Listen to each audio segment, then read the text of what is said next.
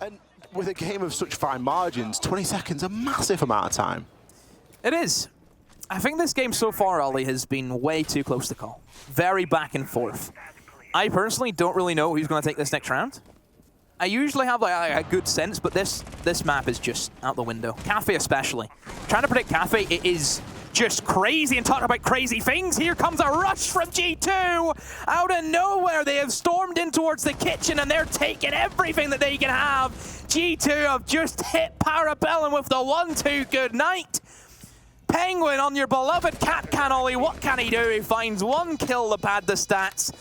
But now Parabellum are in the position that G2 probably filled in for a lot of their defensive rounds. Penguin trying his best, gets another kill, sure, but with 30 seconds to go, 3 men still alive for G2, fires a C4 out, but nothing comes off it. Wow.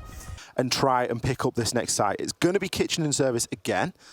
I doubt that they're going to go for a rush this time, but it is always going to now be in the back of Parabellum's mind, like, you know what, we need to respect this because that was pretty scary. And again, maybe that's just down to the ideology of nobody attacks bakery. Nobody goes there. Parabellum, barricading off the prep. No, you know, nobody would ever barricade that off back in the day, but because nobody ever attacks it, and G2... I think the only way really would be to try and cook a grenade just enough that as soon as it goes through the flooring, it explodes to take care of the electrical. Otherwise, not going to be able to pick that one up. And that basically forces makers to either go through garage or go for the top-down approach.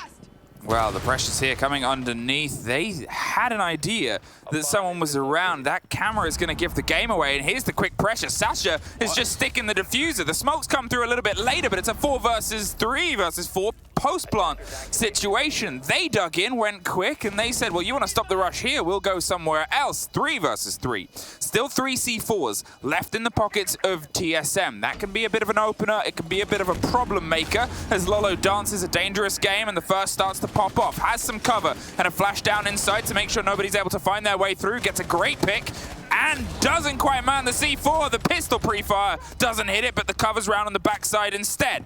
1 versus 2 now, as they've just got to try and dig their way back around. It's achieved. Still left as he's going to try and go for the defuse. Will he stick it? No, he pulls off just in time, and unfortunately, they can't quite lock it off. Scatto does. And Makers, well, they took one of the 2 rush options. The one that... you know, I was like, well, smoke canisters, of course, masking the verticals. The plan went down, 45 seconds suddenly on the clock, and it happened within 40 seconds of the round. That's when the diffuser went down. Very quick here from Makers. I think that was it. TSM wanted a bit of a battle of attrition. They had set up a lot of jammers, the mozzies, they were playing the vigil with the pulse as well. Didn't expect it. No, they knew exactly what game they wanted to play, which was a long one. One that they might be able to pick some of the health away with those, I think it was 3. They may have a hard breach gadget, but they're playing it as if they don't have a hard breach, full stop. Villa, sure, might not be like the most destructible map in terms of reinforcements, but there is still key areas you need to have open. If you look at this attack, vault wall is a necessity. You look at statue, bedroom wall is a necessity. Down towards laundry, the laundry wall, necessity. All of these things you need to have in your control. I'm worried about this. Bullet is threatening with the Ash launcher. There's a Nomad on its way. Oh dear. This is going to be a rush. It's all coming through, but no, it gets shut down. Psycho. Pino has a pre-placed C4 there, picks himself up too. Astro does something to try and grab this man count back, but it is not going to be enough. We've not even seen 50 seconds, and it's a 3 versus 1 in favor of NIP. Astro, he may have himself in the site, he may have the diffuser, and he may have a triple kill, but he's going to have to do a whole heap more. I'm surprised there that Psycho's not readjusted, because he surely has intel as to where Astro is there. Doubt that we're going to see a plant attempted just as of yet. Muzi and Julio don't really want to move here. They're both just backing each other up, guaranteeing that they're going to be able to get this kill down as a trade if required. The plant is now being attempted. Now is the time for NIP to move. Julio comes through with a C4. It's going to hit as well! The long throw there from Julio is enough to lock out that round. A rush has been thwarted there by NIP. Because it doesn't work. You cannot rush into study if you do not have the control. Pino, how easy was that for him? Lines up the C4. One player on study window. would have given you all the information you need that you cannot do that. You didn't need much. You just needed something. Some pressure below. Some shots being fired through the floor. We were seeing a stage, a 4-man roam game from Liquid, 4 players towards the mid-floor trying to support one another. That has slowly been dropped off now as Empire started opening up some entrances into the building, and it has chased some of them away. Empire were thinking about perhaps a west side take, but then seeing the extension that Empire had to go through, which would have been the kitchen hold from Liquid, they thought, you know what, let's just fall back. Let's not try and move that. Instead, a blue take will be where they go, and it's been a quick rush, and they've lost their 90 power. Liquid down a hefty man now.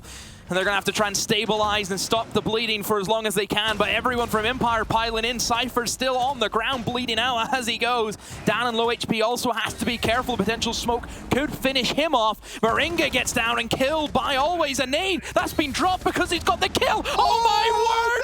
Oh no! Empire have had a nightmare! What a kill from PSK, and he's netted 2 nades from the Martyrdom. Oh my word, you will never see anything like that again. No one really on the side of Liquid in any significant danger here. 15 seconds, that's 5 seconds per kill. This is when the swings may start to come. Shepard finds one, but not a second. Too good with the refrag, too good with the trade. PSK there grabs that final kill. The nade player, the nade gets dropped, and because of course they were all trapped in blue, what happens? A double nade kill. 3 kills for the price of 1, pretty much for PSK. It's a shame as well because it was going so well for Empire at a time. We can see this is almost seconds before disaster really leading up to everything here. Cypher, he throws the nade. It's actually going to hit Zofia. It's going to hit Dan in the back. Then the swing comes through. PSK able to capitalize on that. The nade obviously dropping to the floor and doing the rest. I thought it was PSK killed him, but no, it was... Liquid already equaled what they did the last time around. That means there's 3 more rounds where MIBR is at risk of potentially not outdoing themselves or equalizing themselves compared to the previous time when they were able to take the map. So, as Liquid going up onto the balcony, it seems like they're setting up to go for a very quick push into the lobby right here. And there they go to take care of it with a Gon 6. The cover is there from Nesk on the window, and the plant will go down. There's only 1 second left on that. There's no way they can stop that. Well, the diffuser's planted. Lucan at least gets Moringa on suicide, but Nesk has a freebie. Dropped on the hatch, doubles up, and just kind of hangs around. Waits. PSK, in the meantime, going for a big rotate around the back of admin, but don't worry, man. Nesk has got it. 1 more for his tally, and he's hopped over to the other side for 1 more, and 1 more! And Nesk with an ace! All the way from the window, every single kill!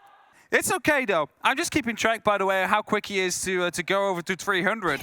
He was 47 when we started this round. He only needs 42 more now, so he's looking to go over that. It was a while before since we saw someone with 200 kills, and now this man, he's like, you know what, let's just get into that best of 5 after this and make sure. It's the skin, the liquid skin. It's the skin. It makes a lot of sense. Get your program skins in and you can play like Nest. That's 2 aces over 4 rounds we've had, 1 for each of the 2 teams, and a flawless. And a flawless. No, is that 2? Oh, no, we lost Moringa on the top. That was